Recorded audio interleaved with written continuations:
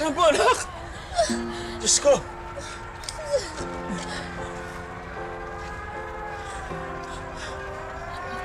Rambo. Pare, maraming salamat.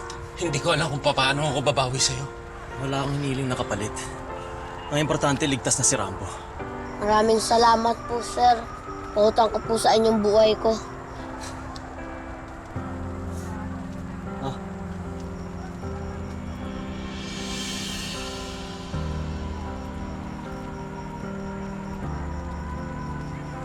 Sir, pasensya na po Munti ka na po kayo mapahamak dahil po dito. mukhang importante para sa'yo yan eh. Mahalaga po talaga sa akin to. Maraming salamat po ulit, sir. Sige. Ang ganda ng puso sa hirap ng mundo, kay daling sumuko. Ayan mo sila. Hindi din alam kung hanggang kailan kami dito sa evacuation center eh.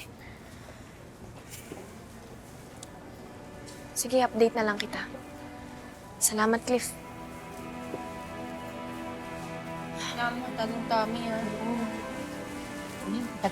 Mga anak, Kilala mo ba yung nagligtas sa Kuya Rambo niya? Alam mo, parang pamilya rin sa akin eh. Pero, hindi ko kilala. hindi ko rin siya kilala na eh. Parang ngayon ko lang siya nakita. Ako din po, ganun din. Bakit po, Nay? Kasi parang nakita ko na siya dati, pero hindi ko lang talaga matandaan kung saan. Pamilya. Ano na nga, Riley, hindi ka muna lang maiinom natin. Sige, Nay. Uy, ako na lang, Hindi Judy. na, ito na lang kami.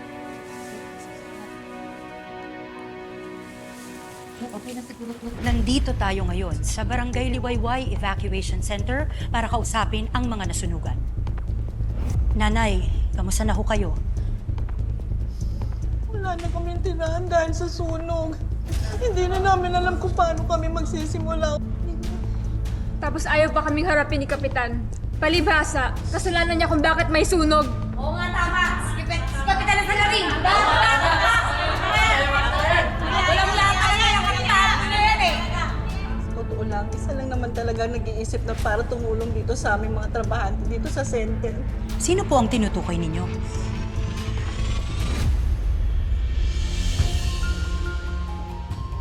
Asan mo si Rambo? Siya po, ayun mo si Rambo. Siya yung tumulong sa amin. Excuse me ho. Sino sa inyo si Rambo? Ako po.